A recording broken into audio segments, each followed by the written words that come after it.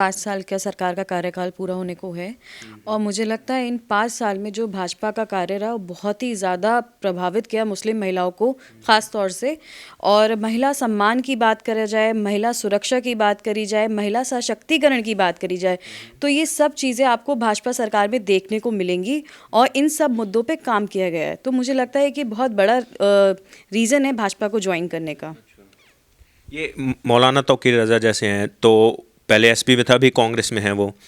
तो ये ऐसा मतलब जैसे परिवार टूटने की बात आती है, अखिलेश यादव जी की भी जो भाभी है वो भी अपर्णा यादव जी बीजेपी में शामिल हुई, अभी आप शामिल हुई हैं बीजेपी में। तो ये जो टूट चल रही है विपक्षी दलों में, इसको कैसे देखती हैं आप? मुझे लगता है ये विचारधारा का टकराव है। उनकी विचारधारा कांग्रेस से मिलती है, मेरी विचारधारा भाजपा से मिलती है। एक ये बड़ा कारण है यहाँ आने का और उनका कांग्रेस में जाने का। मैम, एक और क्वेश्चन रहेगा। ये 5 सालों में बहुत ऐसे फैसले रहे हैं जिसको विवादास्पद भी कहा गया है, जैसे कि 3 तलाक का था। बहुत लोगों को लगा कि ये जो मोदी सरकार का फैसला था वो गलत था, खासतौर से मुस्लिम महिलाओं के लिए। आप क्या क्या सोचते हैं, ये फैसला क्या मुस्लिम महिलाओं के लिए गलत था या उनके बेनिफिट में था ये? मुझे लगता है 3 तलाक का जो कानून आया वो बेहद अच्छा कानून है, क्योंकि इसने मुस्लिम महिलाओं को एक सुरक्षा कवच दिया उनकी शादियों को। देखिए, इससे पहले नमक कम हुआ, अगर बेटी हो गई या बेटी को पढ़ाने के लिए इंसिस्ट किया, इन छोटी छोटी बातों पे 3 तलाक हो जाता था और घर बिगड़ जाता था। लेकिन जब से 3 तलाक का कानून आया तब से इन केसेस में बहुत ज़्यादा गिरावट आई है और ये बहुत कहते हैं बहुत अच्छा फैसला रहा। इतना विरोध होने के बाद भी केंद्र सरकार ने और उत्तर प्रदेश सरकार ने मुस्लिम महिलाओं का सपोर्ट किया और इस कानून को बनाया। महिला सुरक्षा की बहुत बात होती है इन 5 सालों में कि महिला सुरक्षा पे काम हुआ, या महिला सुरक्षा के प्रश्न चिन्ह भी लगाते हैं विपक्ष के नेता। कुछ ऐसे मामले जो हुए, आप कैसे देखते हैं इस पिछले 5 सालों में महिला सुरक्षा पे कुछ काम हुआ है? क्या महिलाओं को ज़्यादा सुरक्षा मिली है? महिला सुरक्षा पे सबसे ज़्यादा काम हुआ है। और आप ये देखिए कि पहले जो कार्य था उसमें महिलाएं रात में देर रात से घर से नहीं निकलती थी, लेकिन आज के टाइम में लड़कियां अपने घर से निकलती हैं, दूर दूर ट्रैवल करती है बिना किसी दिक्कत के। साथ ही साथ देखिए, मिशन शक्ति चलाया गया जिसमें हर पुलिस थाने में एक डेस्क लगाई गई, उस पर महिला ऑफिसर बैठती है या कांस्टेबल बैठती है और शिकायतें सुनती है। साथ ही साथ महिला शक्ति में उन्होंने वो केसेस भी इंक्लूड करे जहां महिलाओं के केस कोर्ट में उन्हें फास्ट ट्रैक में शिफ्ट किया गया, जिससे महिलाओं की सुनवाई जल्दी हो और उन्हें इंसाफ जल्दी मिले। तो मुझे लगता है कि इतना कार्य शायद ही किसी सरकार ने अभी तक किया है महिलाओं। ये जो विपक्ष कुछ ऐसा नैरेटिव बना रहा है, जैसे खासतौर से अखिलेश यादव जी हैं और भी कुछ विपक्ष के नेता जो ऐसा नैरेटिव बनाते हैं, जैसे प्रियंका गांधी जी है, कि महिलाओं के विरोधी सरकार रही है। ये जो योगी सरकार है वो महिला विरोधी है। इस पे क्या बोलेंगे आप? मुझे लगता है कि अभी तक ऐसा कुछ भी नहीं हुआ है जहां महिलाओं के साथ गलत हुआ या महिलाओं का विरोध हुआ किसी भी चीज़ में। लेकिन हाँ, उनका जो टाइम था कांग्रेस का, समाजवादी का, तो उस टाइम में मैंने बहुत ज़्यादा उत्पीड़न सहा है। समाजवादी के टाइम में ऐसा होता था कि आपकी एफआईआर तक दर्ज नहीं होती थी अगर कोई रसूखदार खानदान से है, जब तक उच्च अधिकारी उसमें आदेश नहीं देगा। अगर कोई महिला शिकायत दर्ज कराने बिल्कुल, कोई भी महिला अगर शिकायत दर्ज कराने जाएगी थाने में तो पहले शिकायत दर्ज नहीं होती थी। लेकिन आज की सूरत ऐसी, कोई भी महिला जाएगी, उसकी शिकायत दर्ज होगी, उस पर किसी तरीके का दबाव नहीं बनाएंगे कि फैसला करो। तो इस तरीके से मुझे लगता है कि जो भी वो है सिर्फ जुमलेबाजी और कुछ नहीं है। एक और आरोप लगता है कि ये इस सरकार में भेदभाव किया गया है। जो मदद हिंदुओं को जिस तरीके से पहुंचाई जाती है वो मुस्लिम महिलाओं को और खासतौर से मुस्लिमों को नहीं पहुंचाया जाता है। आपने कोरोना काल देखा, इसमें क्या लगता है कि कुछ ऐसा भेदभाव हुआ है आपके हिसाब से इस योगी सरकार में, कि ऐसा भेदभाव हुआ महिलाओं के साथ, मुस्लिम महिलाओं के साथ? बिल्कुल भी गलत बात है। ऐसा किसी तरीके का भेदभाव नहीं है। जो राशन नॉन मुस्लिम को मिला है वही राशन एक मुसलमान को मिला है, जो नमक एक नॉन मुस्लिम को मिला है वही नमक मुसलमान को मिला है। तो इस तरीके का कोई भेदभाव नहीं है। लेकिन जो राशन बटा वो सबके लिए एक जैसा था, उसमें कोई वर्ग नहीं था कि ये मुसलमान है ये मुसलमान नहीं है। इस तरीके का किसी तरीके का भेदभाव देखने को नहीं मिला। एक लास्ट क्वेश्चन रहेगा। जिस तरीके से पिछले 5 साल का कार्यकाल रहा है योगी जी का, आप क्या देख रही है इस इलेक्शन के बाद? आपका क्या अनुमान है? वापसी हो रही है योगी जी की या बदलाव होने वाला है, अखिलेश यादव सरकार बनेगी? देखिए, सरकार योगी जी की ही बनेगी, क्योंकि इस टाइम अल्पसंख्यक आगे बढ़कर आ रहे हैं, समर्थन दे रहे हैं और वो चाहते हैं कि भाजपा की सरकार ही बने जिससे वो सुरक्षित रहे। एक और क्वेश्चन मैम, ये जो अखिलेश यादव जी हैं और जो भी सपा हैं और विपक्षी दल है, ये जो मुस्लिम वोट बैंक को अपना जो जागीर समझ लेते हैं, कि ये जो मुस्लिम वोट है वो सिर्फ उनकी बपौती है, इसको कैसे देखती हैं आप? ये पहले होता था कि मुसलमानों को इस्तेमाल किया जाता था अपने वोट के लिए, लेकिन आज मुसलमान इतना अवेयर है कि उसे पता है कि अपना वोट किसे देना है और क्यों देना है। तो मुझे लगता है ये सूरत भी बहुत जगह बदली है। शिक्षा, मुस्लिम महिलाओं की शिक्षा पे आपको लगता है कुछ काम हुआ है इस? बिल्कुल काम हुआ है। आप देखिए कि जब लड़की पैदा होती है उससे लेके उसकी शादी तक की योजनाएं बनाई गई हैं, जिसमें आपको 51,000 रुपये मिलते हैं अगर लड़की ग्रेजुएशन करती है। अगर आप लड़की की शादी ग्रेजुएशन के बाद करेंगे तो भी 51,000 मिलेंगे। तो ऐसी बहुत सारी योजनाएं जो सिर्फ लड़कियों के लिए बनाई गई हैं। जैसे एक उड़ान योजना है, जहाँ आपको फ्री कॉम्पिटिशन की कोचिंग दी जाएगी और रहने की व्यवस्था भी करी जाएगी अगर आप कहीं बाहर से आई हैं। तो मुझे लगता है ये बहुत सारे छोटी छोटी योजनाएं जो महिलाओं को आगे प्रेरित करती हैं, इसमें इस सरकार में काम किया गया है महिलाओं के लिए। आप किस तरीके से इस सरकार में मिल के बीजेपी को आपने ज्वाइन किया? कैसे आप महिलाओं के लिए काम करने वाली है आने वाले टाइम में? सरकार आने के बाद जो भी स्कीम्स बनेंगी, पॉलिसीज़ बनेंगी, वो जो महिलाएं हैं उन तक पहुंचाया जाएगा। और मुझे लगता है ये सबसे ज़्यादा ज़रूरी है कि उनको, जिनको इस बारे में नहीं पता है, उन्हें बताया जाए कि उनके लिए ये योजना है और उनको सशक्त किया जाए। सबका साथ, सबका विकास और सबके विश्वास के साथ सरकार ने एक नारा ही नहीं दिया, काम भी किया है। जैसे उत्तर प्रदेश के अंदर 46 लाख आवास बने, उनमें लगभग 20 लाख के आवास अल्पसंख्यक समाज को मिले हैं। इसी प्रकार से जो 80 करोड़ लोगों को राशन देश के अंदर मिल रहा है, उसके अंदर कोई भेदभाव नहीं, बड़ी तादाद के अंदर मुसलमानों को भी राशन मिल रहा है। और दूसरी अगर बात की जाए उज्ज्वला योजना के अंदर, तो लगभग 30% के आसपास जो हिस्सेदारी है वो मेरी मुस्लिम माओ बहनों की है। अगर बात की जाए इसमें प्रधानमंत्री जी ने जो आरोग्य कार्ड जो अपना दिया था, जिसमें 5 लाख रुपए की आयुष्मान भारत के नाम से योजना आई थी, उसके अंदर बड़ी तादाद अल्पसंख्यक भाई और बहनों की है। मुद्रा लोन उठा लीजिए, बिजली के वो जो अपना कनेक्शन मिले थे सौभाग्य के तहत, तो तभी सभी योजनाओं में बड़ी तादाद के अंदर अल्पसंख्यक समाज को हिस्सेदारी, भागीदारी मिली। 5.5 करोड़ स्कॉलरशिप मुस्लिम समाज को मिली। जो एक हज का कोटा होता है, वो इंडिया के अंदर जब से देश आज़ाद हुआ तो कांग्रेस के 65 साल के शासनकाल के अंदर वो 95,000 हुआ है, और भाजपा के छोटे से शासनकाल के अंदर वो 1,95,000 हुआ है। तो ये बड़ा अंतर है। ये समझने के लिए काफ़ी है कि यह इसमें फिर 3 तलाक की जो कानून है उसके अंदर मेरी माँ बहनों को जो सुरक्षा गारंटी दी गई, एक अपने आप में इस सरकार ने ऐसे काम किए। मोदी जी ने जैसा अमेरिका के अंदर जाकर कहा कि मेरे देश का मुसलमान आतंकवादी नहीं हो सकता, वो वतन परस्त है, ये अपने आप में यहाँ के मुसलमानों के लिए एक बड़ी बात है। जब वो अपना नामांकन करने के लिए पहली बार बनारस आए तो कहा था कि मैं मुसलमानों के एक हाथ में कुरान और दूसरे हाथ में लैपटॉप देखना चाहता हूँ।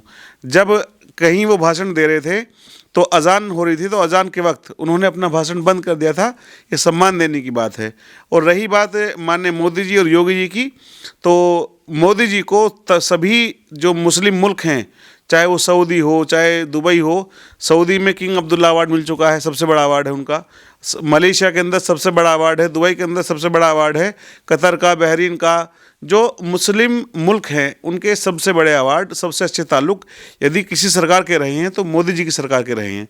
और मोदी जी ने मुस्लिमों की शिक्षा के लिए जो काम कर दिया, वो काम आज तक हिंदुस्तान, आज़ाद हिंदुस्तान के अंदर कोई प्रधानमंत्री नहीं कर पाया। चाहे वो सम्मान की बात हो, सुरक्षा की बात हो, ईमान की बात हो, या फिर बात शिक्षा की हो, रोजगार की हो, सभी में मोदी जी ने आगे बढ़ चढ़ करके मुख्य धारा में, और केवल इसलिए नहीं कि मुसलमान थे, इसलिए कि कांग्रेस ने और समाजवादी पार्टी ने मुसलमानों को दोयम दर्जे का नागरिक बना दिया था।